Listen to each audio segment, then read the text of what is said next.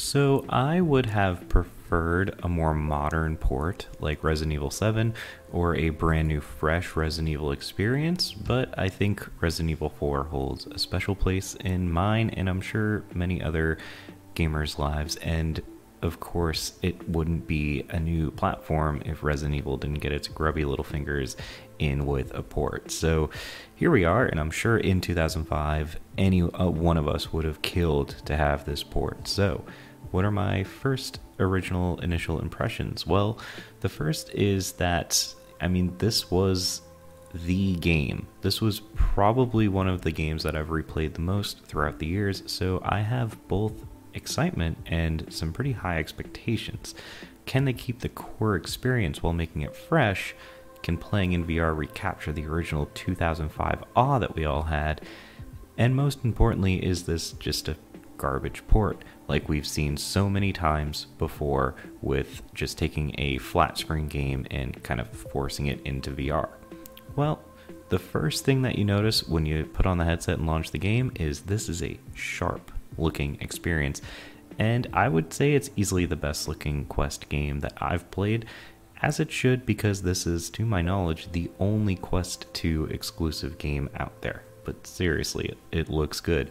A lot of work was put in to make it feel like you are in the world of Resident Evil 4. This is not just the GameCube graphics. It looks and feels great to be in this environment that I've run through on a flat screen so many times and actually now be Leon.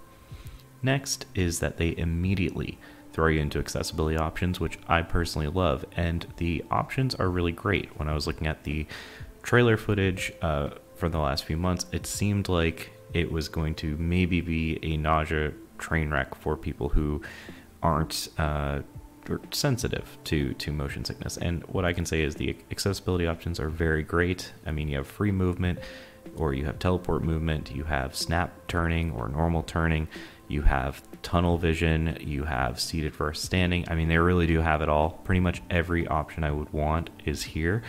And I've not been playing a lot of VR the last few months because of moving, but I was able to jump right back in with a long RE4 session with no issues with the accessibility features turned on. So very good to see that. But once you're in the game, it becomes apparent that a lot of work has been done besides, making this graphical overhaul and allowing you to basically be in this world. And it's a lot of little things that adds up to a big thing. For example, your attaché case management is completely reworked. You do that all in VR. All of your mixing, all of your Tetris-like playing is all done in virtual reality. All of the puzzles, this isn't really a puzzle, but saving the dog very early on, it's not just a button press. It's actually an action that you need to do with both your hands, and that goes for everything. Everything is you kind of moving and interacting with the world for the most part. Like, you don't knock down the ladders, for example, but pretty good overall. Picking up items is also no longer just kind of a tap of the button. You actually pick them up. I do wish that they kind of snapped a little bit closer. You do have to kind of like bend down to get stuff sometimes, but all in all, it feels really great. But how else does the game feel fresh? And I will say the combat. Even in 2005, people complained that the combat could feel a little stiff and not being able to move while shooting. Well, that has all changed. This is totally free movement, from pulling a shotgun out from behind your back instead of pausing the game to manually stepping out of the way to dodge things. Picking things up also used to kind of be a chore. Occasionally it would kind of flash you to a screen where you'd have to accept it. Now you just pick it up with your hands, and that really kind of keeps you in the action a lot more frequently, and there really is much less downtime in this game than the original. A few complaints. This is not perfect.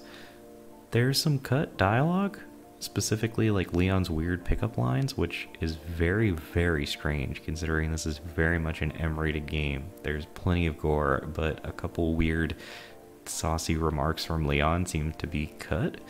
That's kind of weird. Also, there's a lot of switching from playing the game to switching to standing in a room watching a screen. Like, for instance, when you do attacks, there might be settings to resolve that. I'm going to play around, but the default state is less than desirable, we'll say. And I have heard, I have not beaten the game yet, but I've heard that there are no mercenaries. And I would say, really? The Quest 2, the on-the-go console designed for pick up and play quick experiences, you're not going to include what, the mercenaries? That's just insane. But, of course, I will be doing a full review of this game. I am still working on Metroid Dread, which will also have a full review, and I am still working on my Persona 5 review, so there's going to be a lot of reviews on this channel. Consider subscribing if you want to hear them, and I will catch you guys next time.